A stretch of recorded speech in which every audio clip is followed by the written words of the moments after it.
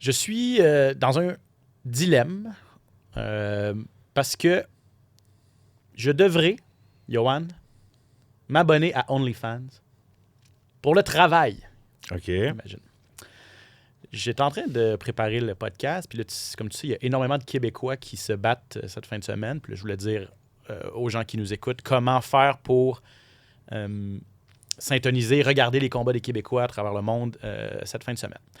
Puis là, je tombe sur Jonathan Ramsey, qu'on a reçu à l'émission, au podcast il y a quelques semaines, qui va faire ses débuts à CFFC, organisation pour laquelle tu as déjà combattu, Cage Fury Fighting Championship, organisation américaine. Et là, je sais que Cage Fury, c'est sur UFC Fight Pass. Moi, je me dis, bon, je vais aller valider les heures et tout ça, puis bel et bien que le combat de Jonathan va être sur UFC Fight Pass. Mais ce que je me rends compte en allant sur le site de CFFC, c'est que seulement la carte principale est diffusée sur UFC Fight Pass à partir de 21h et la sous-carte, la carte préliminaire, à laquelle prend part Jonathan Ramsey, est diffusée sur OnlyFans.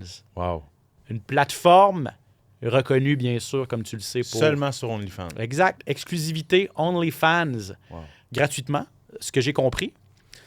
Je suis allé explorer un petit peu parce que je ne suis pas un spécialiste de la plateforme. Je le disais qu'il est reconnu un peu plus pour pas des créateurs de contenu osés, disons ça comme ça. Mais il semblerait qu'on puisse créer un compte et puis directement sur le OnlyFans de CFFC, on peut voir la carte principale. Il y a des lutteurs sur OnlyFans aussi. Il y a des lutteurs sur OnlyFans. Oui, mais qu'est-ce qu'ils font sur OnlyFans? C'est du contenu ce que tu oses pas dire. Est-ce qu'on t'entend, Phil? Oui. Est-ce qu'on t'entend? OK, on t'entend. Ça, c'est notre okay. technicien, Phil. Okay. Hey, c'est la première fois que ça nous surprend. Oui, il fallait bien qu'on parle d'OnlyFans pour que Phil embarque dans le show. OK, oui. Tu en avais parlé avec des combattantes. Oui, des lutteuses. Des lutteuses, pardon. Oui, même des combattantes québécoises. Des lutteurs, je m'en douterais pas. Là. Il y en a pour tous les goûts, effectivement. Non, OnlyFans est rendu maintenant commanditaire de plusieurs événements comme ça aussi. Oui, comme Bare Knuckle et tout ça, mais quel contenu ils mettent? Mais là, moi, je te parle d'une carte de combat. C'est pas pour aller regarder c'est sûr. Là, tu dois t'abonner à OnlyFans pour regarder un événement promotionnel d'arts martiaux mix, de combat. Et là, imagine qu'est-ce que je vais faire. Et là, peut-être que tu vas te retrouver dans la même situation. Là, si tu veux regarder Jonathan là, qui se bat, c'est quoi? C'est vendredi soir? Oui, à CFFC. Oui, la même date que Samouraï MMA ici. Tu sais, demain soir, si tu veux regarder Jonathan, il faut que tu te crées un compte OnlyFans. Puis là, si ta blonde... Tu sais, il faut que j'explique à ma blonde pourquoi je me suis abonné à OnlyFans en ce moment. Ça va prendre des preuves. Là. Et là, parce qu'elle va me croire que c'est pour regarder des gars qui... Le titre du film, là. qui est CFFC, là, c'est bien CFFC, là, wow. Fait qu'à la maison, et les gars qui nous écoutent, ou même les filles, si vous devez vous abonner à OnlyFans pour regarder le combat de Jonathan, ben vous avez une excellente raison. Vous pourrez faire écouter à votre conjointe cet extrait-là, ici, qu'on va mettre sur les réseaux sociaux pour prouver que c'est bel et bien le cas. Ouais, vous allez avoir des preuves. Mais des belles explications, il y a une belle conversation que je vais avoir avec ma blonde dans les prochaines heures. C'est quand même intriguant, là. On est rendu là. Puis là, après ça, si tu embarques là-dedans, après ça, là, est-ce que c'est un puits sans fond? Là, si je me mets à regarder du contenu sur OnlyFans, jusqu'où ça va? Faut que tu te crées un profil, c'est sûr. Là. Je vais créer un faux compte OnlyFans. C'est ça qui va arriver. Bienvenue au SOS Podcast. SOS! Attention, ça va frapper. Spectaculaire, flamboyant. Des athlètes de haut niveau. Des champions des arts martiaux. Préparez-vous, le combat commence. Dans l'octogone, Ben Baudouin. SOS Podcast! Eh oui, bienvenue au SOS Podcast, édition du 26 mars 2026. Grosse fin de semaine pour les amateurs d'arts martiaux mixtes québécois. Énormément de combattants de chez nous qui sont en action, comme je le disais, à travers le monde. On vous défile ça dans quelques instants. On revient bien sûr sur l'UFC Londres le week-end dernier. Il y a Samouraï également, on va en parler un peu plus longuement. Alex Morgan, qui va être en finale de Samouraï, va se joindre à nous au courant de l'émission. On va être en mesure de parler au Chess Master. Donc, UFC Londres, on met la table pour l'UFC Seattle, alors qu'Israël Adesanya fera son retour. Il va affronter Joe Pyfer. Et des actualités, comme d'habitude, pour terminer. Il n'y a pas juste toi qui es acteur, tu le sais. Est-ce que Georges Saint-Pierre va jouer son propre rôle? Parce qu'on va faire un film sur sa vie. J'espère que oui. Moi, j'espère qu'on va lui donner la chance de... J'espère qu'on va lui donner la chance de jouer son propre rôle. Ah ouais, ça rendrait, de rendre ça le plus réaliste possible, puis de rendre ça peut-être style plus, sans faire un film documentaire, tu sais, qui pourrait... Je sais pas, mais... sinon, j'ai bien hâte de voir qui va être choisi. C'est ça pour aussi. jouer ce rôle-là. Là. Exactement. Là, moi, j'ai des idées en tête, là, mais bref, je sais pas si elles sont bonnes. Vas-y donc, vite, On comme parlera ça. de moi. Ben, j'ai pensé à Pierre-Luc Funk, OK. mais il faudrait qu'il aille au gym un Il petit faudrait peu. qu'il ouais, C'est tout un acteur. qu'il se mette Mais- dans son rôle. Il là. faudrait qu'il fasse. Non, mais tu sais, il y a des acteurs hollywoodiens là, Ouais. qui, pour faire des rôles, là, des fois, réussissent à faire des films de super-héros, disons, Ok. là, font des Ouais. séances intenses au gym. Là. Pierre-Luc Funk pourrait faire ça. Honnêtement, c'est un de nos meilleurs acteurs. Je pense qu'il a le bon âge. Il peut jouer autant un jeune Georges Saint-Pierre qu'un Georges plus loin dans sa carrière. Bref, Ça serait intéressant. tu sais, puis je fais des blagues. Là, ce sera probablement. Ben, en tout cas, parce qu'on sait même pas si ça va être un film québécois, américain, international. Tu sais, ça va être D'où ça sort? ça va être canadien, tout ça. Mais bref, on apprenait ça cette semaine. On en parle un petit peu plus longuement à la fin de l'émission. OK. Johan, on va défiler, si tu le veux bien, les combattants québécois qui sont en action cette semaine. À commencer, bien sûr, par Samouraï MMA. Ça, c'est demain, donc vendredi, le 27 mars. 11 combats à l'affiche. En fait, 10 combats à l'affiche, parce qu'il y en a quelques-uns qui ont été annulés. 2 combats pour la ceinture qui sont tombés à l'eau, notamment celui entre Mehdi Zaidvan et TJ Laramie. Ça, c'est quand même décevant. C'est un combat. 2 gros lutteurs, combattants de Canadiens. Là, Laramie qui est ontarien, puis Zaidvan qui est du Tristar. Ça aurait été bon. Là. Ça aurait été excellent, spécialement du côté de Mehdi. Pourquoi? Parce que Mehdi est en pleine ascension en ce moment. Tous les yeux sont rivés vers lui. A fait des gros combats. Était un des favoris de la foule. S'entraînait au Tristar. Malheureusement, là, il est parti. Il est rendu à Toronto. A changé d'équipe. Zaidvan, OK. Ouais, Ah n'est oui. plus au Tristar, Ah, à Montréal. N'est plus situé à Montréal. Ne s'entraîne plus là. On sait que TJ Laramie est venu faire un petit tour récemment. Il est resté peut-être un 10 jours à Montréal. C'est 2 combattants qui se ressemblent énormément. Une bonne boxe puis une lutte. Je pense que sont de renommée mondiale, ces gars-là. C'est des gars qui peuvent rivaliser avec n'importe qui dans le monde au niveau de la lutte. TJ Laramie qui a fait ses pas à l'UFC, qui est un vétéran, qui est pas mal un des meilleurs combattants qu'on a en ce moment ici au Canada, a affronté le Mehdi qui lui, veut monter tous les ça. échelons. Donc oui, c'était un combat qui était très intéressant. Là. Exactement. Donc, malheureusement, ça n'aura pas lieu. Puis, ce n'est peut-être que partie remise. C'est On le Laramie. souhaite, ouais. C'est Laramie qui s'est blessé. On va voir Alex Morgan tantôt. C'est lui qui est en finale. Il va affronter Diogo Sotero. Donc, à Laval, au Colisée. Il y a également plein de Québécois là, sur cette carte-là. Mike Jones, Maxime Côté, Olivier Poisson. Tu vas être dans le coin de... Ouais, je ne serai pas dans le coin, mais je vais travailler avec Maxime Ok. durant sa préparation. Je tiens à souligner là, que Alex Morgan, dans ses débuts, avait passé le KO à TJ Laramie dans l'organisation C'est vrai. TKO dans le temps. Donc, notre chess master là, qui roule sa bosse depuis longtemps puis qui est encore actif, qui va se battre vendredi soir là, à Samouraï. Très hâte de lui parler tantôt. On passe à samedi matin, donc 9h. Levez-vous tôt pour regarder UAE Warriors. Oui. C'est disponible sur UFC Fight Pass. Samouraï également, disponible sur UFC Fight Pass, il faut le mentionner, en français et en anglais. Donc la carte de vendredi soir au Colisée. Samedi matin, Xavier Alaoui contre Rani Sadeh à Abu Dhabi, donc à UAE Warriors, Xavier qui défend son titre des poids coqs. Ouais, Xavier qui défend son titre. Xavier qui est un vétéran, qui s'est battu dans les meilleures organisations, qui est un leader du Tristar. C'est comme j'ai déjà mentionné, je pense que j'en ai parlé au dernier podcast la dernière fois, la semaine passée. C'est un peu le grand frère de Tommy Morrison. C'est un peu comme un des plus grands pionniers du Tristar avec Ayman Zabi, avec les Louis, qui était supposé de se battre. Lui aussi, Louis Sanoudakis, qui était supposé de combattre vendredi à Samouraï. Donc vraiment, moi, Xavier Louis, j'ai extrêmement hâte de le voir combattre. Surtout qu'il n'y a pas eu un très gros camp d'entraînement. Il y a eu un bon camp d'entraînement, mais il n'y a pas eu un long camp d'entraînement. Mais je pense qu'il va être rayonnant encore une fois. Là.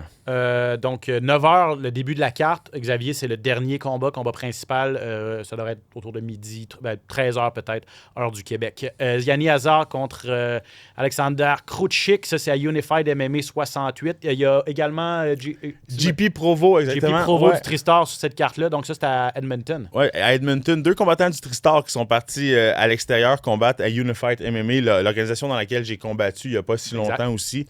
Donc, c'est le fun de voir que, ils sont un peu moins mis sous les lumières, sous les radars, mais c'est des combattants qui sont très bons, qui sont peut-être pas très expérimentés. Si je ne m'abuse, 1 ou 2 combats professionnels, pas plus que ça. Donc, l'attention n'est pas mise vers eux, mais c'est des combattants qui sont dans le Tristar depuis vraiment longtemps.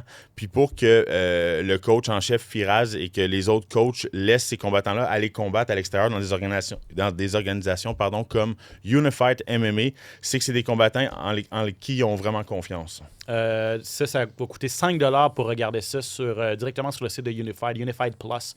C'est ce que j'ai fait quand j'ai voulu regarder ton combat. C'est super abordable, puis ça fonctionne super bien. Unified Plus, samedi soir. Samedi soir également, je le disais, Jonathan Ramsey, il affronte Manny Morales. Les prelims sur OnlyFans. Ouais.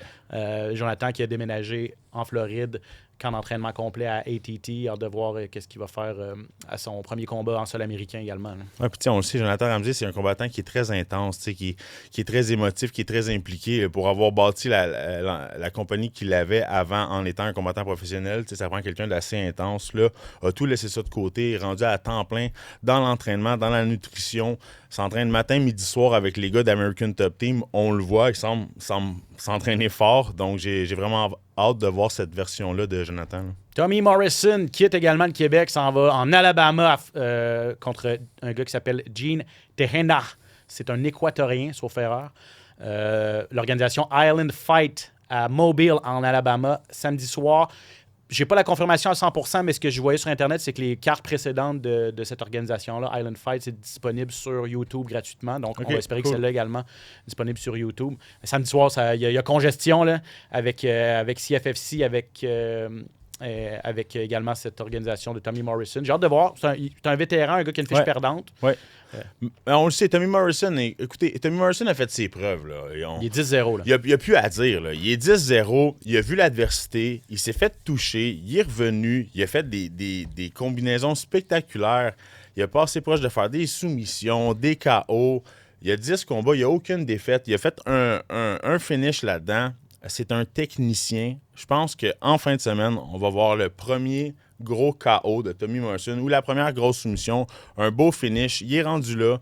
Je lui souhaite tout le succès du monde. Vous l'aurez entendu ici en premier. Et en conclusion, bien sûr, Frédéric Duprat contre Ethan Goss à PFL Pittsburgh. Ça, c'est disponible sur DAZN. Également, samedi soir, le 28, Frédéric qui était à l'émission la semaine passée pour mettre la table pour ce combat-là. Vous pourrez aller, si vous voulez réentendre son entrevue, si vous n'avez pas eu la chance de syntoniser le podcast. C'est disponible sur toutes les plateformes. Frédéric Duprat contre Ethan Goss. Londres en Angleterre, c'était une carte de l'UFC cette fin de semaine, ce samedi, durant la journée. Carte sur papier qui était intéressante. Il y a eu des hauts, il y a eu quelques bas également. J'ai adoré la finale. Un bon combat technique en finale entre Movsar Evloev, le round Murphy. Un peu surpris du résultat. Ça s'est terminé par une victoire de Movsar Evloev contre Murphy. Une victoire par décision majoritaire. Sur ma carte, j'avais combat nul. Parce que, faut-il le rappeler, Movsar Evloev s'est fait enlever un point au 4e round. Round qu'il a gagné, mais c'est un round de 9-9. Et là, il s'est un peu creusé un petit trou avec un point enlevé à cause de coups répétés sous la ceinture. Non intentionnel, bien sûr, mais l'arbitre Goddard, après 2 fois, lui a décidé de lui enlever un point. Je sais pas comment toi tu as vu ça. Moi, j'avais 47-47. À mes yeux, il a gagné 3 rounds sur 5, mais avec ce point-là, il a gagné 3 des 5 rounds, mais avec ce point-là, sur ma carte, ça arrivait à un combat nul. Comment tu as vu le combat? Ben, je l'ai un petit peu vu. Je l'ai vu comme toi un petit peu. Je pense que par contre, je pense que c'était clair que s'il n'y avait pas de points enlevés du côté de Evloev, il gagnait. Il gagnait, exactement. Je pense que c'est peut-être là que ça vient jouer un petit peu. J'ai pas l'impression que Leon Edwards s'est battu pour gagner. J'ai vraiment l'impression Leon Murphy, pardon, s'est battu pour gagner. J'ai l'impression qu'il était vraiment à reculons. On le sait que c'est son style. On le sait que c'est Murphy, c'est quelqu'un qui reste beaucoup à distance. Il est très défensif. Il est très défensif et bon avec ses contre-attaques. Travaille en contre-attaque, travaille en puissance, mais ça allait un petit peu trop vite pour lui. Ça allait extrêmement vite. Il a connu un bon début de combat. Premier round très, très partagé. Deuxième round, il l'a gagné. À partir du troisième, on a vu qu'Evloev avait le sentiment d'urgence de dire « OK, le jeune n'est peut-être pas fait dans les 2 premiers. » Il a finalement réussi à les amener au sol, il a réussi à lutter, pas fait énormément de dommages, mais réussissait à marquer des points de cette façon-là. Je suis d'accord avec toi. Puis, faut mentionner aussi que Murphy s'est blessé. On l'a senti, hein? On l'a senti qu'il y a quelque chose qui dérangeait Murphy pendant le 4e round. Donc ça, c'est sûr que... Puis de l'autre côté, Evloev, il a senti ça, c'est sûr, lui aussi. Là. Exact. Parce que là, il faut dire que c'était un combat ultra important. Evloev était premier aspirant. Murphy était classé 3e à 145 livres. Les deux étaient invaincus. 19-0 pour Evloev, 17 victoires, 1 nulle pour Murphy. c'est un combat éliminatoire. Là. Ouais. Et là, on peut pas vraiment, après cette victoire-là de Movsar Evloev, on peut pas ne pas le mettre en combat de championnat contre Alexander Volkanovski. Non, exactement. Puis de l'autre côté, Lerone Murphy, ça fait mal en ce moment parce que on a tellement eu de belles victoires, on a tellement gagné de combats importants dans les derniers temps avec le gros chaos qu'on a fait.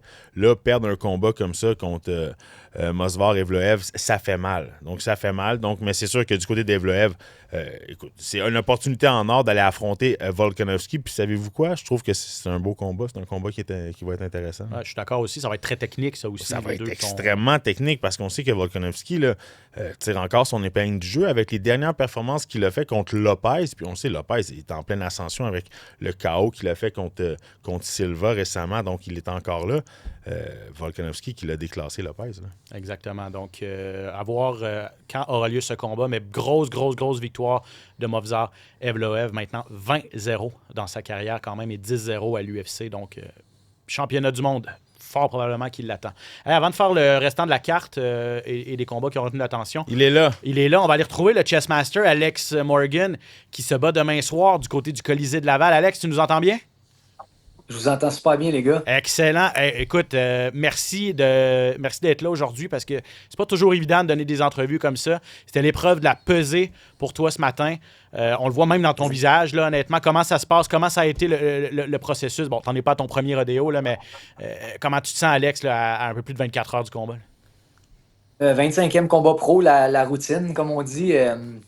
Non, je me sens super bien. J'ai été super bien suivi justement par Luigi, notre nutritionniste. Fait que, comme la coupe de poids s'est vraiment bien passée. C'est jamais facile, mais on trouve tout le temps le moyen de faire le poids. Puis c'est ça, en 25 combats, j'ai jamais manqué le poids. Puis je me sens bien, je me sens prêt. J'ai commencé à refueler. Puis là, c'est ça, ma face, elle va regonfler d'ici demain. Là, j'ai l'air un petit peu squelettique. J'aime pas ça me voir comme ça, mais écoute, ça fait partie de la game. Puis c'est ça, c'est la première fois que je me bats en 2 ans à mon poids à 145 livres, vraiment. Fait que ça s'est bien fait. C'est pour ça que j'ai cette face-là aujourd'hui. Mais c'est ça. Je me sens prêt puis j'ai bien hâte.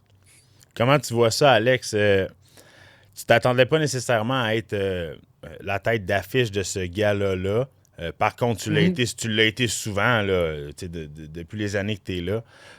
J'ai l'impression que c'est un cadeau que la vie te donne encore. Bon, un combat d'annulé, let's go. Alex Morgan en main event, il est là, il est sur la carte, on le prend. Comment tu vois ça? Est-ce que ça te met un petit peu de pression de plus? Comment tu vois? Est-ce que tu es content d'être le main event? Comment tu vois ça, toi? Écoute, main event, pas main event, ça reste le même combat. Si je suis content, certainement que je suis content parce que justement, mais c'est dans mon coin, le gars-là. Il est à Laval. J'ai vendu pour 50 000 $ de billets en tout.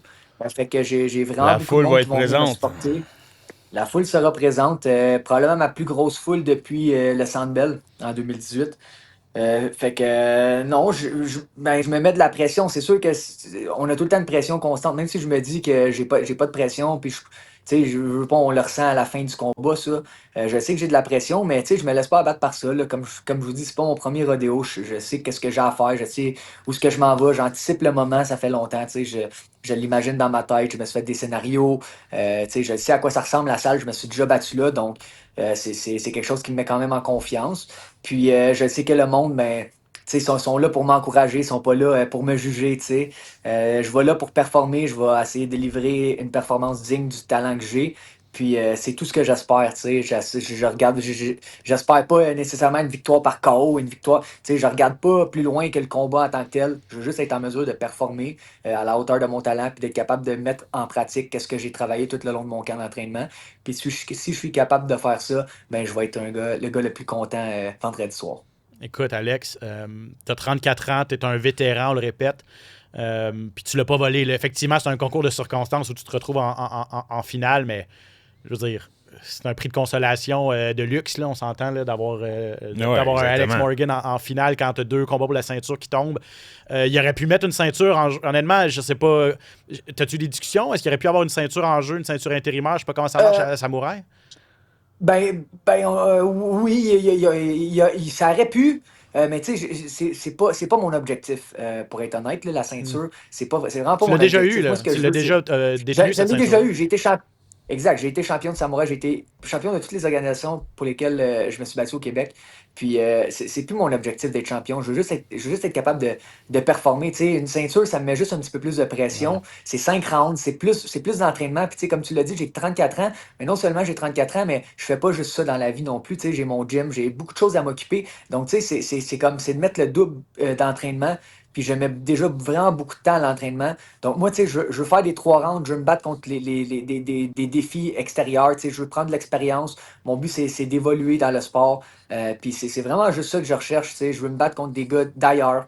Puis me tester moi-même, tu sais, je le fais pour moi. Je regarde, tu sais, des fois, les gars, ils disent, Alex, tu veux-tu aller au UFC? Tu veux-tu ici? Tu sais, oui, on a tout le but principal de vouloir monter et tout, mais c'est même plus mon objectif OK. principal, dans le sens que mon objectif principal, moi, c'est juste de performer puis d'être capable de me dire, bon, Alex, si tu t'es battu, comme tu es capable de le faire, puis comme le monde qui te connaisse savent que tu es capable de faire, puis je le sais que si je suis capable de performer à ce niveau-là, ben, les opportunités vont se présenter à moi. Fait que, tu sais, je me suis enlevé beaucoup de pression à ce niveau-là. Puis j'ai du fun à le faire, tu sais, j'ai du fun à m'entraîner, j'ai du fun à pouvoir performer devant mon monde. Oui, je suis nerveux, mais j'ai hâte à ce moment-là. J'ai hâte d'être dans la cage. Je pense à ça tout le temps. J'en ai de la difficulté à dormir, mais comme je te dis, j'anticipe le moment. Puis quand je vais arriver là demain, je vais me sentir à ma place, je vais me sentir prêt, puis j'espère être capable de performer à la hauteur de mon talent. C'est vraiment ça, mon objectif demain. Moi, je trouve que. Moi, je te dis, là, Alex, là, j'admire ta sagesse, puis Ouais, hein? je te le dis, puis je te le répète quand même souvent quand je te le dis, l'expérience que tu as acquis, tu sais, ça paraît que ça fait partie de ta vie, tu es bien là-dedans, tu es calme là-dedans, tu es serein là-dedans. Comme tu dis, tu as un gym, tu t'entraînes fort, tu coaches, on s'y vu à Fight Quest en fin de semaine passée. Puis, tu sais, moi, rapidement, une petite anecdote comme ça, mon dernier combat, mon avant-dernier combat à Gatineau, j'étais dans la même chambre que Alex, puis on s'entraînait, puis on faisait des pads ensemble, puis on était les deux derniers qui restaient, puis Alex était tellement heureux, puis motivé, puis expressif, puis il faisait des pads, puis il bougeait pas, puis il bougeait, puis il arrêtait pas, puis il frappait, puis il me regardait, puis il disait on s'en va gagner ça, puis là je dirais pas tout ce qu'il me disait, mais moi il me primait bien raide, puis j'ai tellement adoré ton énergie, bro, puis tu sais, j'avais beaucoup de respect pour toi, mais depuis ce temps-là, je suis comme wow, c'était légendaire, Un man. vrai de vrai, Ouais. hein? Merci, j'apprécie ces mots-là, Johan. Alex, tu sais, tu veux te tester, là. J'ai l'impression qu'en fin de semaine, c'est un bon test là, pour toi. Sotero, vous avez à peu près la même fiche. Là. Je pense qu'il y a une défaite de plus que toi. J'essaie de retrouver dans mes notes. Là. Il est 16-7. Toi, t'es 17-7. Est-ce que c'est ça? Exactement. OK, C'est ça, exact. c'est ça. Fait Exact. que t'as seulement une victoire de plus que lui, mais le gars, il a 14 finishes en 16 victoires. Je veux dire, c'est un gars de 30 ans, un super bon gym au Brésil, Shoot Box. Ça, c'est Wanderlei Silva, c'est Anderson Silva, c'est Shogun Rua. Tu sais, je veux dire, c'est légendaire comme gym. Là. C'est l'équivalent. Tu sais, c'est Tristar contre Shoot Box, là, un petit peu. Ouais, c'est ça. Exact. C'est qui Sotero? Puis c'est un bon test pour Alex Morgan, je pense. Oui, c'est un bon test. Le gars, il n'est pas à prendre à la légère, là, vraiment pas. Je me suis entraîné très fort pour ce gars-là. Euh, c'est un gars. Il était 6 pieds 1 quand OK. j'ai appris que je me battais contre. Il est pas même plus grand que moi, finalement, tu sais, quand on regarde ça. C'est un gaucher. C'est un gars qui aime échanger debout, qui a une black belt en jiu-jitsu. Donc, c'est un combattant qui est complet. Euh, Puis c'est un combattant qui est gaucher aussi. Donc ça a été un peu d'ajustement au niveau du debout. Parce que ça faisait longtemps que je ne m'étais pas battu contre un gaucher. Mais tu sais, on a regardé ses tapes, on a regardé tout. Tu sais, je pense pas. Je pense que j'ai tous les outils nécessaires pour être capable de battre ce gars-là. Puis tu sais, je veux dire, je me suis battu contre des adversaires très dangereux dans différentes places, des plus gros, des meilleurs au sol, des meilleurs debout. Je veux dire, euh, je m'attends à tout, mais je serais surpris qu'il m'amène quelque chose que je n'ai jamais vu.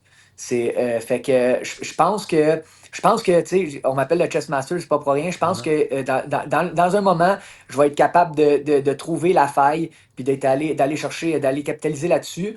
Puis je pense que il va être surpris de qu'est-ce que je suis capable d'y apporter. Tu sais. Souvent, le monde, ils savent, OK, Morgan, il a une bonne droite, il a ci, mais tu sais, quand je la donne dans un combat, puis le gars, il apprend la première fois, ça change le rythme du combat. Puis je le sais que comme, tu sais, là, je m'en vais là avec le couteau entre les dents, tu sais, je m'en vais là devant ma foule, puis comme, je ne le laisserai pas, ce gars-là, venir me battre devant mon monde facilement comme ça. Donc, tu sais, je suis prêt je suis prêt à la guerre avec. Puis genre, je le sais que j'ai tous les outils pour battre ce gars-là, même si c'est un combattant dangereux, que je le répète, que c'est un gros test pour moi. Puis, tu sais, il arrivera ce qui arrivera au bout du compte, là, tu sais. Mais je vais vraiment là pour... Tu sais, c'est du MMA, tout peut arriver, tu sais. Moi, je pense que je suis meilleur que lui, lui, il pense qu'il est meilleur que moi. Puis, tu sais, personnellement, je pense que je vais battre ce gars-là, là. Puis est-ce que tu vois ça aller d'une certaine façon? Est-ce que tu vois le combat se terminer d'une certaine façon? Est-ce que tu penses pas que ça va aller au sol? Ça veut dire que tu penses que ça va rester debout puis que vous allez échanger un petit peu plus en striking? Je l'espère, j'aimerais ça, tu sais, mais on sait jamais, tu sais. Ça se peut qu'il décide de shooter, ça se peut qu'il me surprenne, qu'il m'amène au sol, qu'on ait des scrambles de lutte. Je m'attends à tout, tu sais. Fait que je me suis préparé en conséquence de tout. J'ai fait tout mon cardio comme un malade. J'ai fait beaucoup de striking, mais j'ai fait aussi beaucoup de sol. J'ai mélangé, j'ai fait, non seulement au TriStar, on fait des intervalles de boussole, autant que j'ai fait ça dans les pads, tu sais. J'avais un gars qui il me shootait pendant mes rounds de pads et tout. Donc, tu sais, comme mon cardio, il est spick and span. Je suis vraiment en très bonne shape. Puis, comme je vous dis, je ne sais pas où ça va aller. Tu sais, des fois, ça arrive que je pense que le gars va vouloir échanger avec moi tout le long. Puis, on se met à s'échanger. Puis, whoop, le gars, finalement, il n'a pas aimé ça, manger des coups, whatever. Il dit il peut pas trop rester debout. Il essaie de shooter. Tu sais, ça l'arrive, ça, dans le combat. Tu sais. Puis, ça se peut que ça soit moi qui mange un mauvais coup. Puis, qui dise OK, je vais essayer de l'amener à terre. Tu sais. On ne sait jamais. Fait que je me suis préparé pour tout. Tu sais, je me suis préparé pour tout, mais comme pour de vrai dans ma tête, tu sais, puis c'est de la confiance. Puis j'espère que ça va se passer comme ça, mais j'ai aucun doute que genre je vais dominer ce gars-là. J'ai vraiment aucun doute dans ma tête. Alex, le temps file avant de te laisser partir. Bon, moi, j'ai vu, je décrivais ton dernier combat contre França. T'as été spectaculaire, honnêtement. Je suis pas sûr que j'ai vu un Alex Morgan. En tout cas, c'est dans tes meilleurs combats en carrière, à mon humble avis. Tu étais vraiment en pleine possession de tes moyens. Puis là, on le sait que tu t'entraînes tellement fort, tu coaches également. Je sais pas est-ce que tu penses l'expérience en train de compte, l'expérience de combattant que tu as, l'expérience de coach maintenant que tu développes, le fait que tu donnes autant d'énergie, que c'est ta vie, ton gym, est-ce que tu penses que tout ça mis ensemble, cet amalgame-là, fait d'Alex Morgan un meilleur combattant qui, à 34 ans, connaît les meilleurs moments ou presque de sa carrière? Je pense que oui, dans un sens, parce que comme je te dis, je me suis tellement envie de pression, tu sais, je veux dire, je suis quelqu'un qui est accompli, puis je sais où ce que je m'en vais, tu sais, dans ma vie, après les combats et tout, puis je fais des combats parce que j'ai changé ma mentalité, je le fais parce que j'aime ça le faire, tu sais. Je le fais pas pour me mettre de la pression, me dire, il faut que j'aille là, il faut que je fasse ça. Je suis pas obligé, non, j'ai pas besoin de le faire, tu sais. Je vis très bien sans faire des combats, même que je vivrais mieux puis plus relax, tu sais, hein, pour être bien honnête. Mais je le fais parce que j'aime ça, puis je pense que ça m'enlève beaucoup de pression, puis ça me permet justement de le faire comme il faut, avec la bonne mentalité, puis je pense que tout se passe dans la tête parce que tous les outils physiques que j'ai, c'est dans la tête que ça se passe, puis j'espère être capable, comme je te dis, de performer à la hauteur de mon talent ce vendredi avec ça. Donne-moi des noms. Là. Y a-t-il des gars du Tristan Rive-Nord là, qu'il faut qu'on surveille, qui s'en viennent? Là, oui, j'en ai une coupe. J'ai, tu sais, Vincent Nikiforov, il a perdu à Fight Quest, mais il a livré un excellent combat. C'était un Fight of the Night. Lui, il s'en vient. J'ai Félix Paquin qui va se battre pour la ceinture Fight Quest aussi. J'ai Jonathan Noumi aussi, qui a été champion Fight Quest. J'ai une coupe de gars qui s'en viennent. Tristan Gauthier aussi, qui est vrai. Tristan Gagné est vraiment bon, qui fait son retour aussi cet été. J'ai une coupe d'amateurs solides qui éventuellement ils vont passer chez les pros. Puis je vais passer le flambeau, puis je vais être là pour eux autres. Fait que je bâtis la relève en même temps d'ouvrir les portes pour eux autres. Tellement beau à entendre. Alex Morgan contre Diego Sotero, c'est demain soir à Samouraï. On va se voir là, mon chum. Merci énormément d'être passé au SOS Podcast. Tu es toujours le bienvenu. Puis on te souhaite la meilleure des chances demain, Alex. À demain, Alex. Merci à vous, les gars. Bye. Ciao. Alex Morgan, tu l'as bien mentionné. Quelle sagesse quand même. Hein? Sagesse d'un vétéran, c'est ça. Puis... Qu'est-ce qu'il te dit dans le vestiaire, là? Ah, il était quelque chose, là. Parce que moi, quand je suis... Il y a de l'air. Ah non, parce que c'est un paquet de nerfs, Alex Morgan. Tu fais juste en parler, puis tu le vois dans ses yeux. Non, écoute. Il est craqué. Il est craqué, tu le vois. Les yeux sont ronds, sont gros. Puis, tu sais, c'est quelqu'un qui a beaucoup d'énergie. Tu sais, je veux dire... Il était prêt à s'asseoir. Il ne s'assisait pas aucunement. Il marche, il court, il fait des pads et tout. Puis là, il me regardait, puis il me disait... Puis là, il frappait d'un pad, puis il me disait... il me disait, on s'en va leur mettre ça dans les dents, mon Yohan, je te le dis. On s'en va. Puis là, tu sais, puis là, il en mettait. Là, moi, j'étais plus relax, j'écoutais ma musique, j'étais comme, mais je le trouvais drôle. Il me faisait rire. Fait que ça mettait de la joie dans le vestiaire. Ça détendait l'atmosphère. C'était important, ouais. Ouais. OK, on revient à l'UFC Londres. Et rapidement, 3 minutes pour faire le reste de la carte. Je le dis, il y avait des bons moments, des moins bons. Luke Riley contre Michael Aswell, on a mis ça en demi-finale. Ouais. Riley, qui est un combattant anglais, coéquipier de Paddy Pimblett. Je pense que deux combattants qui se ressemblent un petit peu. Ouais, mais c'est ça, 2 combattants qui n'ont pas beaucoup d'expérience, pas des gros noms, peut-être des bons espoirs et tout ça. On les met en demi-finale quand même, donc on les a placés. Beaucoup d'attentes. Puis ça a donné un bon combat. On a vu que Riley a du talent, tout ça, c'est lui qui a gagné, mais j'ai pas vu le prochain Conor McGregor ou le prochain je pense, Topuria, là, en tout cas. J'ai vraiment l'impression que l'UFC avait peut-être une certaine idée derrière ça, que c'était un combat qui était un peu sécure, 2 combattants qui se ressemblaient beaucoup, le combat allait sûrement rester debout. Ouais. C'était vraiment plus un combat de boxe. On savait que d'un côté, l'avantage... il y avait clairement un avantage dans le combat. Là. Clairement, il y en a un qui était meilleur que l'autre. Riley avait plus puissant, vraiment l'avantage. Aswell qui faisait ce qu'il essayait, il travaillait fort, mais clairement, il suivait pas le rythme. Ben, les deux, en fait, parce que je suis pas si d'accord, mais les deux ont touché à peu près... Je regardais les stats même, les deux ont touché à peu près le même nombre de coups. Bon, avantage Riley, surtout au 3e round, mais premier, 2e round assez serré à ce niveau-là. Mais juste l'impact des coups était clairement du côté de l'anglais. En fait, oui, clairement, la force de frappe était du côté de l'anglais. Là. Fait que, bref, victoire de Luke Riley. Il a 26 ans, il est 13-0, 2-0 à l'UFC, mais ça n'a pas été... Je n'étais pas sur le bout de mon siège ou je n'étais pas debout dans mon salon à regarder ça. Là. Bref, c'était un bon combat, mais sans plus. Mais l'autre option à mettre en demi-finale, c'était Michael Venom Page contre Sam Patterson. Ouais. Puis ça, je pense qu'on n'a pas regretté notre choix de ne pas mettre ça en demi-finale parce que Venom Page, c'est un très bon combattant technique, MVP, mais c'était plate. C'était plate, puis c'était un peu ça, MVP. Hein? C'est qu'il... on parlait de LeBron Murphy qui est défensif, il ne fait pas beaucoup toucher. Venom Page, c'est ça. Il lance pas beaucoup, mais il se fait encore moins toucher. Ben, c'était que ces 2 combattants qui se ressemblent énormément. Ouais. Venom Page d'un côté, puis Patterson de l'autre côté. Page, on le sait, c'était quelqu'un, il aime garder sa distance. De l'autre côté, on a Patterson qui est 6-3, je crois, qui adore garder sa distance aussi. Les deux sont en contre-attaque tout le temps, donc ça fait un combat super passif. C'est ça. Puis il n'y a pas eu beaucoup de frappes qui se sont lancées. Non, exactement. Il y a eu, écoute, là, Venom Page, Michael Page, c'était 27 en 55 pour les coups significatifs. Il a lancé 55 coups. Il y en a la moitié qui ont touché la cible. Et puis pour Patterson, écoute ça, 64 coups lancés, seulement 12 qui ont touché la cible. Donc, c'est pas 2 gars qu'on va revoir dans un gros combat prochainement. Mais c'est le bon vieux MVP qui est allé chercher une 3e victoire. Oui, puis Patterson qui était sur une lancée de 4 victoires consécutives quand même. Là. Exact. Donc lui, ça fait mal. Puis tu sais, ça faut être 2 pour danser. Oui, tu l'as clairement. bien expliqué. Les deux ont trop des styles similaires de contre-attaquants. Oui. Donc personne prenait vraiment... Personne ne s'engageait. Puis... Ivo Baragneski s'est engagé. Ça n'a pas été trop long. Ça a duré 28 secondes contre Austin Lane.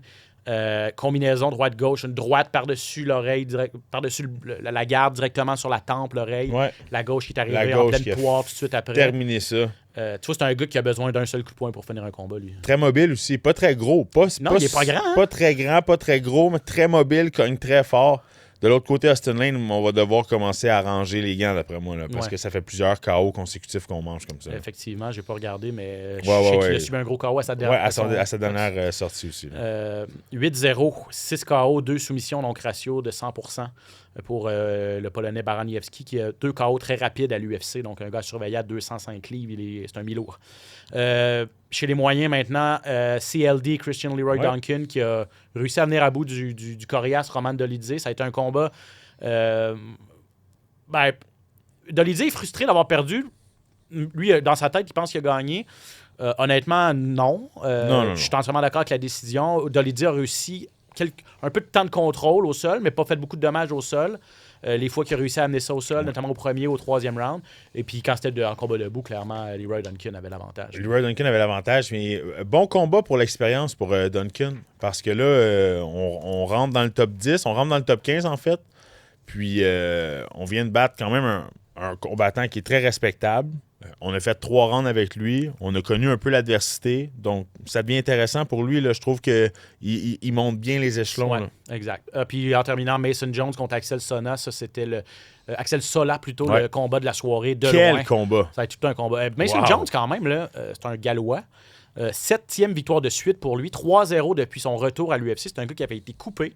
Mais là, il a trouvé une seconde vie.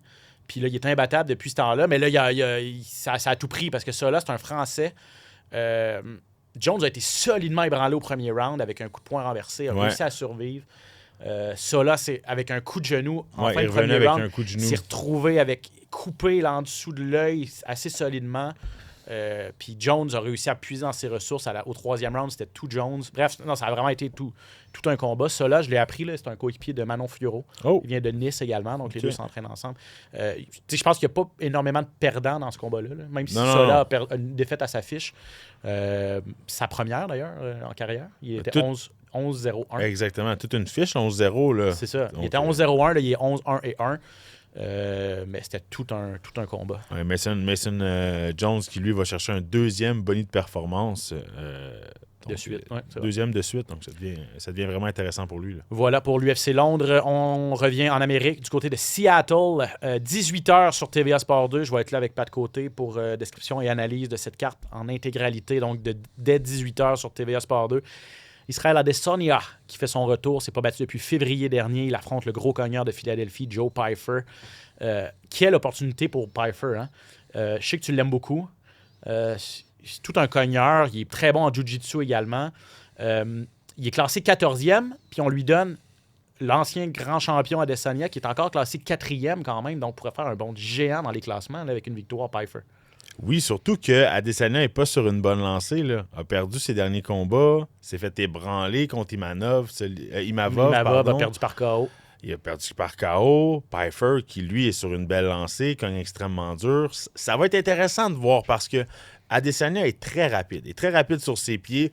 C'est clairement qu'il ne devra pas engager avec Pyfer. Ça serait la pire idée d'engager avec Pyfer. Donc, on va avoir un Adesanya qui va longer la cage, qui va se déplacer, qui va bouger gaucher-droitier. On va avoir Pyfer dans le milieu de la cage qui va essayer de placer sa grosse main arrière. Techniquement, Adesanya devrait avoir l'avantage au niveau de l'expérience, au niveau de la mécanique derrière les tactiques de combat. Il y a beaucoup plus d'expérience au niveau du kickboxing, mais Pyfer frappe tellement fort. Puis là, on se demande, en fait, si Adesanya, à 36 ans, est sur la pente descendante. Puis là, s'il devait subir un 2e KO de suite ou une 4e défaite de suite, par KO, par décision, on fait quoi avec ce que tu appelles Adesanya? Est-ce que oui, il y a 3 défaites de suite. 2 fois en combat de championnat, relativement serré contre Dricus du Plessis et contre Sean Strickland. S'est pas fait déclasser, mais a perdu. Contre Imavov, KO qui a fait mal, a pris 1 an et plus de repos, revient après 14 mois, donc en fin de semaine. S'il devait subir une autre défaite, tu t'appelles Israel Adesanya, tu as été peut-être après Anderson Silva, le plus grand champion des poids moyens. Les plus grands, ouais. Puis là, clairement, il n'y a rien qui fonctionne. Avec 4 défaites de suite, est-ce que tu veux laisser ça comme héritage? Jusqu'à quand tu t'enlises? La question se pose. Là. On sait qu'Israël Adesanya a été très actif dans les dernières années avec l'UFC. Là, prend plus son temps de ses combats. Là, parce que tu viens de le mentionner, là, a pris une grosse pause. Peut-être que ça va lui faire du bien de revenir, tu sais.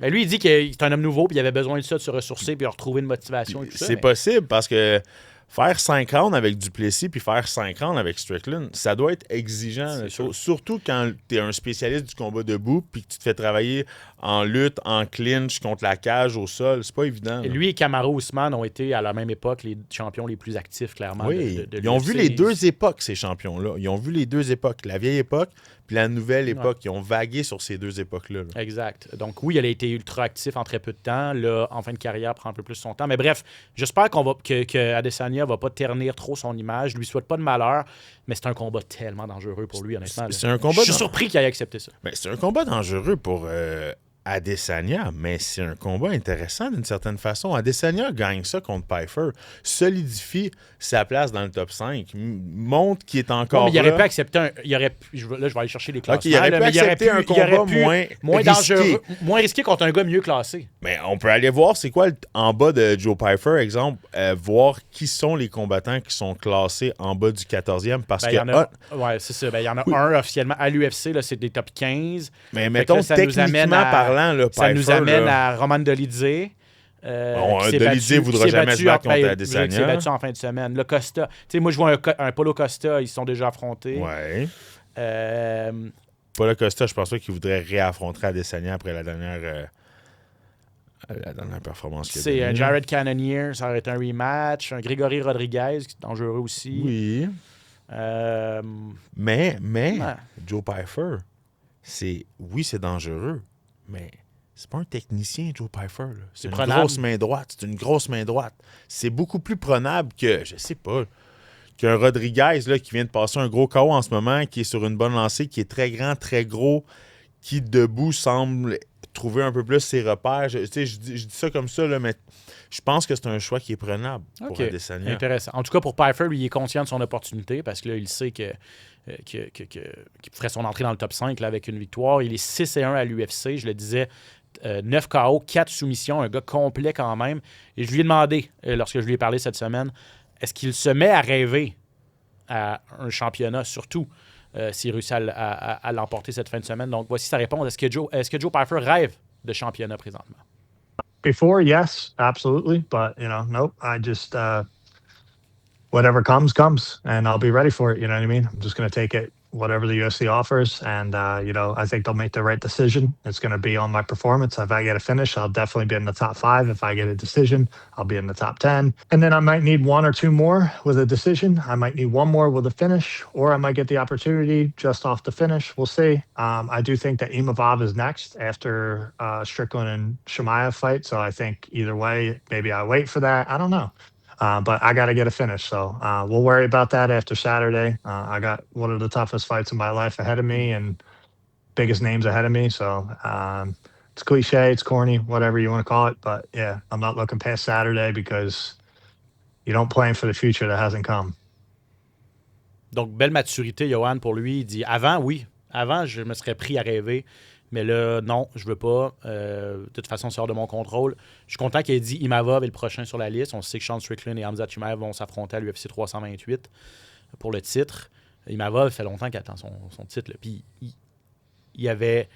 on lui avait promis un combat de championnat après sa victoire contre ce même Adesanya en février dernier. Il lui a passé le KO. Il attend depuis ce temps-là. Il est allé battre Caio Borralho depuis. Je pense qu'Imavov, le français, mérite sa chance. Pfeiffer, évidemment, aide sa cause avec une grosse performance en fin de semaine, mais il le sait. Là. Il y a congestion au sommet. Tu as Duplessis, il est encore là, il veut revenir. On l'a dit, on a eu Strickland contre Chimaev, le champion en fin de semaine. Il y a Brendan Allen qui est sur une belle séquence également. Donc, c'est ça. J'admire. Souvent, tu entends les gars, oui, on doit me donner un combat de championnat, mais lui, il le sait là, que ça va être comme ça que ça fonctionne. Non, il sait, puis je pense qu'il se rend compte dans quel bassin de combattants il est. Là. Il le mentionne. Il va rentrer dans la cour des grands. C'est dans la cour des grands, exactement. Il sait que c'est le plus gros test qu'il a devant lui à Adesanya, puis que par la suite, pas qu'il n'est pas pressé de faire le tour, mais il y a des gros noms. Là. Borralho, on l'a mentionné, Imavov, par la suite. Allen, Strickland, Duplessis, donc Chimaev. Donc, il y a du monde. Là. Exactement. Alexa Grasso contre Macy Barber, combat important en demi-finale. Grasso, oui, ancienne championne classée 3e. Macy Barber, 5e. On est chez les poids mouches. C'est un combat revanche. Grasso avait remporté le premier. C'était en 2021. Par contre, Barber est en ascension présentement, alors que Grasso, on sent qu'elle se cherche un petit peu. Oui, c'est ça exactement. Barber qui est sur 7 wins consécutifs. Depuis qu'elle a perdu contre Grasso, elle a gagné tous ses combats. Elle a vraiment explosé. Elle va de mieux en mieux. Puis, c'est deux combattantes qui se ressemblent quand même un petit peu, je trouve. C'est deux combattantes qui ont quand même des bonnes mains, qui ont un petit gabarit, qui sont très dynamiques, qui avancent beaucoup, qui reculent pas beaucoup. Les deux ont un bon jiu-jitsu brésilien, n'ont pas peur d'aller au sol aussi. J'ai hâte de voir parce que moi, pour ma part, j'ai Alexa Grasso favorite dans ce combat-là. Mais même si on sait que Barber est sur une très belle lancée. Donc, je suis intrigué. J'ai hâte de voir comment ça va se dérouler. Là. Combat important, en tout cas, pour la course au titre, adversaire potentiel. Il y a Erin Blanchfield. Ça aussi, là, c'est une division intéressante quand même. Erin Blanchfield, Natalia Silva également, la gagnante de Grasso, Barber en fin de semaine. Alors qu'on attend toujours des nouvelles pour Valentina Shevchenko, quand est-ce qu'elle va revenir. Michael Chiesa, combat de retraite cette fin de semaine, devait affronter Carlston Harris, mais finalement, c'est Nico Price qui lève la main à la dernière minute. Vient tenter de jouer les troubles fêtes, mais Chiesa, lui, est à la maison, c'est à Seattle, c'est un gars de ce coin-là. Belle carrière, Chiesa, spécialiste du jiu-jitsu brésilien. Il a 38 ans quand même, c'est le fun de voir un gars qui a la chance. Il s'accroche pas trop. Il est sur 3 victoires de suite. Là. Il est encore très compétitif, mais se dit c'est assez. 38 ans, c'est terminé. Puis là, j'ai la chance de faire ça chez nous en plus. Hey, 38 ans, 22 combats avec l'organisation de l'UFC, fiche gagnante de 14 victoires, 7 défaites. C'est quand même intéressant. Je veux dire, là, tu as l'opportunité d'aller te battre à la maison en plus. Puis, je veux pas être méchant, puis je lance pas de rush à personne, mais quoi de mieux que Nico Price pour terminer ta carrière tu sais qu'il va à la se battre. maison. Il est là pour se battre, a subi plusieurs KO dans ses dernières performances aussi, n'est peut-être plus le Nico Price qu'il était. Je pense que c'est un beau combat de retraite pour Michael Chiesa. Exactement. Ancien champion de Ultimate Fighter. En 2012, c'était contre Al Ayaquinta. Et belle carrière de 14 ans à l'UFC quand même. Mansour Abdul Malik contre Yousri Belgaroui. Abdul Malik, combattant invaincu de 28 ans. C'est un bel espoir chez les poids moyens. Là. 9 victoires, aucune défaite, un verdict nul, ratio de finition de 100% avec 7 KO. Belgaroui, un ancien kickboxer. Donc ça va être un combat debout, ça. Presque assurément. Là. Ça va être un combat très explosif. Puis ça... À ne pas négliger parce que je pense que ça ne durera pas 3 rounds. Non, exact, je pense pas. Effectivement, les deux ont un très bon ratio de finish.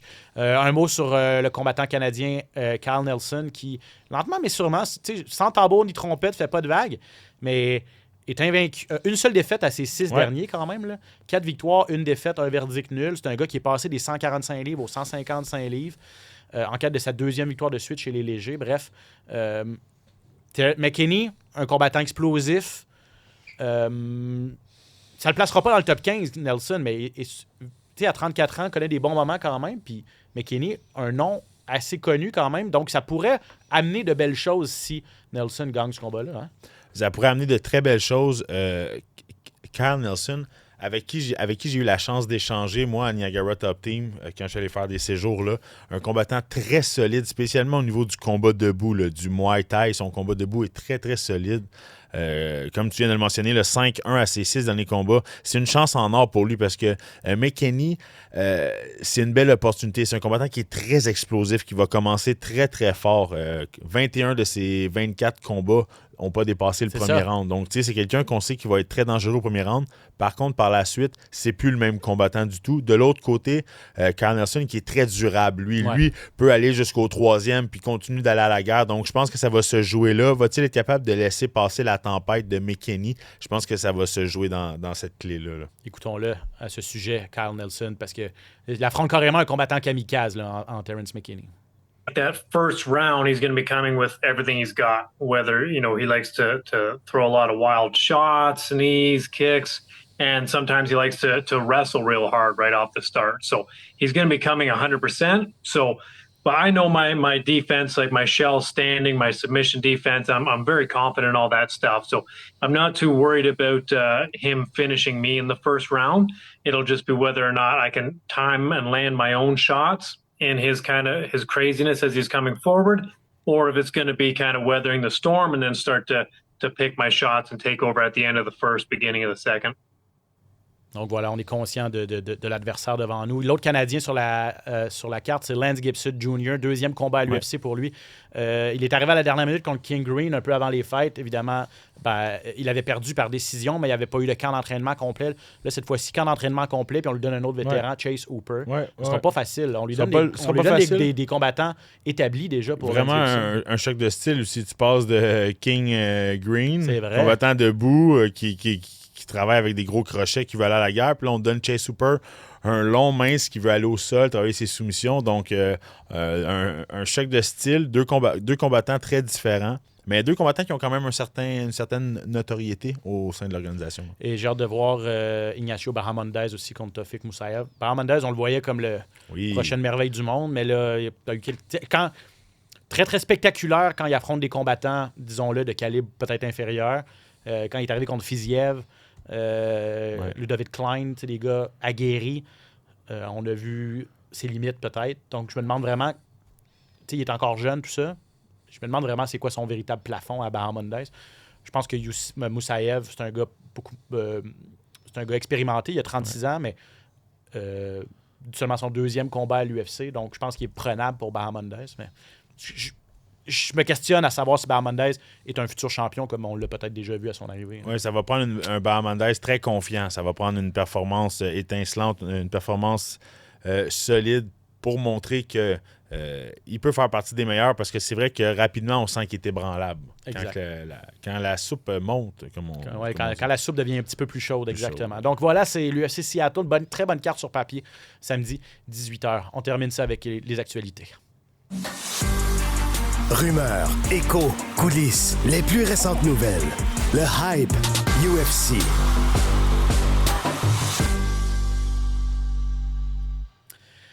Oui, voilà. On va parler de ce film sur Georges Saint-Pierre dans une seconde. Avant, bien sûr. Là, on passe ça, tu sais, rumeur, hype. Je pense que la première nouvelle répond à ça. Retour potentiel de McGregor. S'il n'y en a pas eu 15 depuis 5 ans, il n'y en a pas eu aucun. Est-ce que cette fois-là, c'est vrai ou pas? On pensait la Maison-Blanche, là, on se dit non, ça ne sera pas la Maison-Blanche, ça va peut-être être pour le mois de juillet. Lui, il a fait une longue publication. Ça y est, c'est signé, je reviens. J'ai de la misère à m'exciter pour ça parce que on s'est tellement excité par le passé, puis là, on ne sait plus ce qui arrive. Je sais pas, toi. J'ai de la misère à m'exciter, moi aussi, puis je vais le croire quand ça va arriver, quand il va avoir vraiment. Ouais, ça va être concret, là. Puis non seulement annoncé, mais on a déjà annoncé son retour, puis il s'est blessé. Complètement. Juste avant, donc on va le croire quand il va. Quand il va avoir des conférences de presse, quand il va avoir du mouvement, quand il va vraiment avoir peut-être des face-à-face, un nom l'autre bord, un nom l'autre côté, tu sais. Par contre, une chose est sûre, je pense qu'on va le revoir. Moi, je pense qu'on va revoir Conor McGregor. On va le revoir se battre en MMA. Quand, je ne le sais pas. Contre qui, je ne sais pas non plus. Mais je pense qu'on en parle trop pour que ça floppe. Puis est-ce que tu penses que l'UFC a besoin de Conor McGregor? Je pense que l'UFC se doit peut-être d'aller... Oui, parce qu'on voit beaucoup de... On voit d'autres organisations qui commencent à prendre place. On voit des gros noms qui sont en tête d'affiche. Je pense qu'un Conor McGregor peut vraiment venir... Parce qu'on sait que l'UFC vraiment a le monopole. Mais ça prend des têtes d'affiche.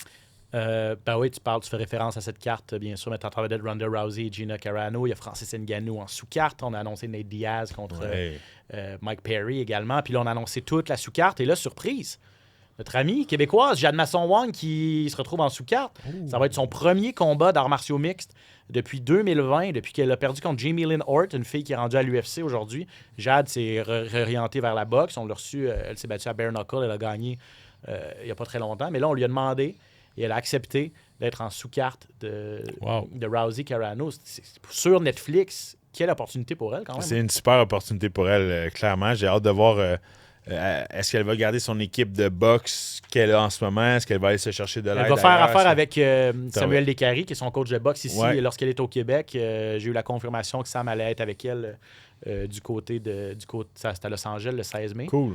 OK, génial. Probablement qu'elle a des coachs de MMA aussi. De lutte et de MMA. Ah, mais c'est vrai. C'est une occasion en or. Elle qui a fait une belle performance à son dernier combat de Bare Knuckle. Exact. Elle affronte une fille qui s'appelle Aline Pereira, une Brésilienne. Aline Pereira, qui est 2-2. Donc voilà, Jade Masson-Wang.